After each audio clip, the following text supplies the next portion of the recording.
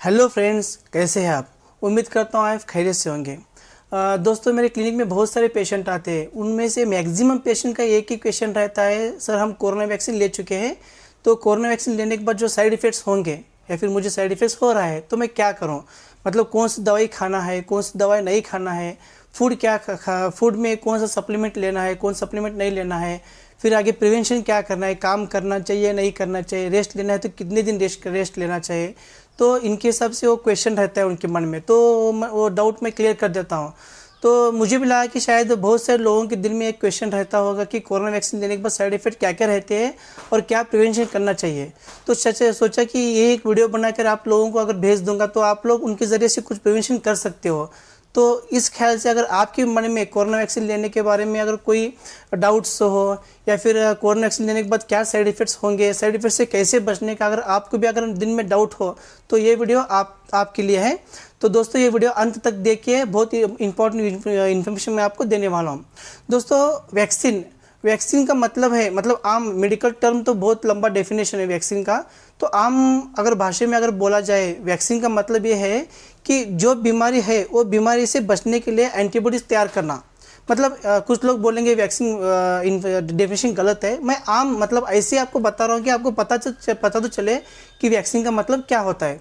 Vaccine का मतलब है कि आम जो बीमारी से बचाव के लिए एंटीबॉडीज़ को बढ़ाने के लिए जो डोज देते हैं उनको हम बोलते हैं वैक्सीन। तो ऐसे बहुत सारे वैक्सीन है, जैसे डीपीटी वैक्सीन है, एमएमआर वैक्सीन है, टीपीटी वैक्सीन है, बीसीजी वैक्सीन है, ओरल पोलियो वैक्सीन है। उसके अलावा टीटी वैक्सीन, टिटेनस इंजेक्शन, जो आमतौर पर सब लोग टीटी इंजेक्शन लेते हैं, तो टीटी ये भी एक वैक्सीन ही है, तो हम लोग लेते हैं। तो ये वैक्सीन के टाइप्स है, मतलब बहुत सारे वैक्सीन से हम लोग लेते रहते हैं। और वैक्सीन के प्रकार भी है उसके अंदर। एक है इंजेक्शन के थ्रू हम हाथ पे लगवाना, एक पैर में लगवाना, बच्चों को लगवाते हैं वैसे, और दूसरा और एक है वो ओरल पोलियो वैक्सीन, मुंह में देते हैं वैक्सीन। ये सब वैक्सीन के प्रकार है ये। तो कोरोना तो ये बीमारी है, आप तो जानते हैं कोरोना के बारे में। इसमें बहुत डिटेल्स में जानना नहीं चाहूँगा, लेकिन उतना ही बताऊँगा कि कोरोना वैक्सीन जो आई है अभी, तो ये भी उसी तरह की एक वैक्सीन है, जैसा टीपीटी वैक्सीन, बीसीजी वैक्सीन या फिर टीटी की vaccine, MMR vaccine, hepatitis B vaccine, जैसे वो वैक्सीन से वायरस के, वैसे ही ये कोरोना एक वैक्सीन है। ये कोरोना वैक्सीन सब लोग ले सकते हैं, सब लोग एक्सेप्ट प्रेग्नेंट वुमन और दूध पीने वाली बच्ची जो है, दूध पीने वाली जो माता हैं, उसके अलावा कुछ बच्चों को भी अभी अलाउड कर चुके हैं वैक्सीन लेने के लिए। ये सब लोग वैक्सीन ले सकते हैं, लेकिन ये वैक्सीन का कन्फर्म पीरियड नहीं है। मतलब आप अभी एक डोज लेंगे तो 28 दिन के बाद या फिर 84 डेज के बाद सेकेंड डोज आपको लेना है। तो जैसे भी ओरल पोलियो वैक्सीन साल में एक बार देते हैं, उसी तरह सा जो कोरोना वैक्सीन है, एक साल में लेना चाहिए या 2 साल में रिपीट करना चाहिए, या लाइफ टाइम में एक ही बार लेना चाहिए, या फिर 7 महीने में एक बार लेना चाहिए। इसका अभी स्टडी कंफर्म नहीं हुई है, लेकिन फिलहाल अभी सब लोगों को वैक्सीन लेना ज़रूरी है। तो मैं आपको रिक्वेस्ट करता हूं कि आप जाके सबसे पहले वैक्सीन ले लीजिए। वैक्सीन लेने के जो कि डॉक्यूमेंट्स है आपको पता है, दोस्तों कार्ड लेके जाना है। उसके अलावा जो आपका पैन कार्ड है या फिर रेशन कार्ड है, जो भी वो डॉक्यूमेंट्स मांगते हैं वो लेके जाना है। ये हो गई वैक्सीन, आपको लेना ज़रूरी है। दोस्तों, ये इम्पॉर्टेंट बात ये है कि आप वैक्सीन लेने के बाद क्या तकलीफ़ें होंगी, ये बहुत इम्पॉर्टेंट है। दोस्तों, आप वैक्सीन लेते हो, वैक्सीन आपको हाथ में लगाएंगे यहाँ पे। वैक्सीन लेने के बाद में आपको जहाँ पे वैक्सीन लिया है वहाँ पे हल्का सा सूजन आएगा, थोड़ा दर्द होगा वो एरिया, और थोड़ा सा लाल रंग होगा वहाँ पे। ये आपको इमीडिएटली वैक्सीन लेने के बाद भी हो सकता है या फिर वैक्सीन लेने के कुछ दिनों बाद भी हो सकता है, लेकिन होगा ज़रूर। मैक्सिमम 90% लोगों को होगा, 10% लोगों को नहीं होगा। इसके अलावा हाथ में सूजन रहती है, दर्द रहता है, कुछ लोगों को हेडेक रहता है, सर में दर्द होता है, कुछ लोगों को तेज़ बुखार आता है, कुछ लोगों को नॉशिएटिंग फीलिंग, उल्टी आए जैसा होता है, कुछ लोगों को पेट में दर्द होता है, कुछ लोगों को पूरा बॉडी पेन होता है, कुछ लोग थोड़ा ड्राउजी फीलिंग करते हैं, कुछ लोगों को चक्कर आते हैं। और ऐसे इन केसेस के अलावा कुछ और केसेस पाए गए जिनको सीने में दर्द होता है पेशेंट को। कुछ पेशेंट को छाती में जलन होता है, एसिडिटी फीलिंग होती है। इनके अलावा और एक ऐसा एक केसेस है जो लेडीज़ को खास करके यहाँ पे बगल में थोड़ी गांठी जैसी आती है, गांठी जैसी। तो वैक्सीन लेने के बाद जो गांठी आती है, उसका मतलब ये नहीं कि वो कैंसर है, ये है, ऐसा नहीं है। वो कभी कभी जो बॉडी इम्यूनिटी, वैक्सीन की वजह से बॉडी का इम्यूनिटी बढ़ जाता है। बॉडी इम्यूनिटी बढ़ने से कारण लिम्फ नोड में थोड़ा सा स्वेलिंग आ जाता है।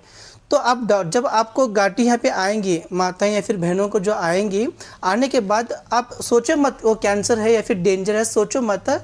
इमीडिएटली आप फैमिली डॉक्टर से संपर्क करो, उन जाके बताओ कि वो घाटी के बारे में। वो आपको बताएंगे कि लिम्फ नोड स्वेलिंग है या फिर इन्फेक्शन है, वो लोग आपको बताएंगे। ये इसके साइड इफेक्ट है। इनके अलावा कुछ लोगों को वॉमिटिंग होते हैं। ये कितने दिन तक हो सकते हैं?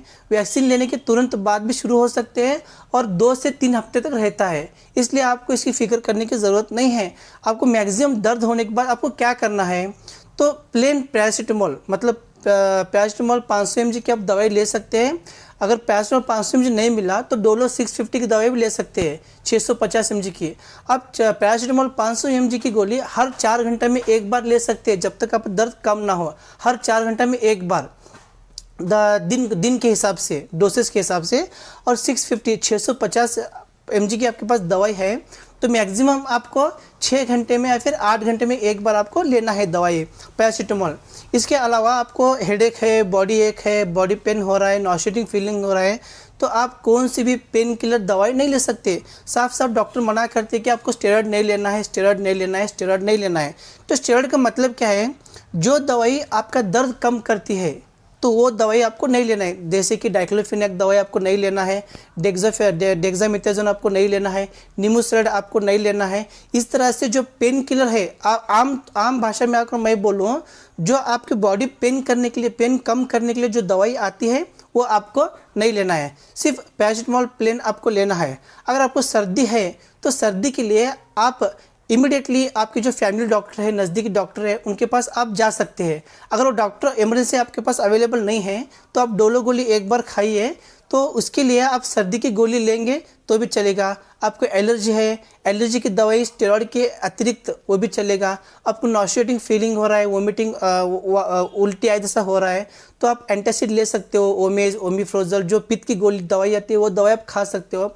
चक्कर आ रहा है तो आप डॉक्टर से संपर्क करो, या फिर आपको पेट में जलन हो रहा है तो आप पित्त की दवाई खा सकते हो, या फिर फैमिली डॉक्टर से संपर्क कर सकते हो। तो ये हो गई दवाई के बारे में। इसके अलावा दोस्तों आपको 40 to 45 डेज के लिए, WHO ने कहा है, मैं नहीं, 40 to 45 डेज के लिए आपको अल्कोहल और सिगरेट से दूर रहना है। क्यों? क्योंकि अल्कोहल और सिगरेट आपको इम्यून सिस्टम जो है उसे लो कर देता है। पहले से वैक्सीन आपको इम्यून सिस्टम बढ़ाता रहता है। इम्यून सिस्टम बढ़ने की वजह से आपको फीवर, चिल्स अगर आते रहते हैं, बॉडी पेन आते रहते हैं।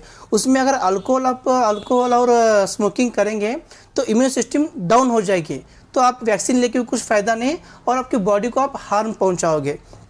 ये आपको बिल्कुल भी नहीं करना है। नेक्स्ट, आपको कोई सा भी तरह का ऑयली फूड नहीं खाना है। आपको कौन सा भी तरीके का ऑयली फूड आपको नहीं खाना है। ज़्यादा मिर्ची नहीं खाना है और ज़्यादा काम भी नहीं करना है।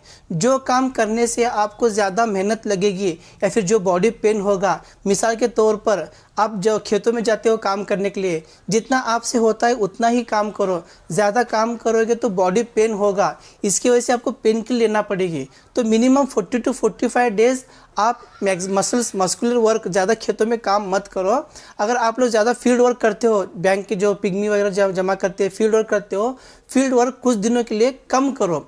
उसके अलावा आप जिम को जा रहे हो या फिर व्यायाम कर रहे हो तो कुछ दिनों के लिए जिम बंद कर दो। सिर्फ सिंपल आप वॉकिंग करेंगे तो भी चलेगा। ये आपको प्रिवेंशन लेना है। इसके अलावा आपको घूमना नहीं है और ज़्यादा धूप में काम करना नहीं है। नेक्स्ट ये है कि आपको ज़्यादा से ज़्यादा पानी पीना है। जितना हो सके आपको पानी पीना है, या फिर जितना हो सके आपको नींबू शरबत पीना है, जितना हो सके आपको दूध पीना है। मतलब लिक्विड्स ज़्यादा यूज़ करना है। तो लिक्विड्स कोल्ड हो या फिर गर्म हो, इससे कोई मायने नहीं, आपको लिक्विड्स लेना है। क्योंकि बॉडी के अंदर इम्यूनिटी पावर बढ़ने के साथ साथ आपको लिक्विड्स की कमतरता भी होती रहती है। इससे आपको डिहाइड्रेशन हो सकता है। इसलिए दोस्तों आपको मैक्सिमम पानी पीना है। नेक्स्ट पॉइंट ये है कि आपको इम्यूनाइजेशन वैक्सीन के दोनों डोज लगा हुआ सर्टिफिकेट होना चाहिए आपके पास। ये बहुत ही इंपॉर्टेंट है।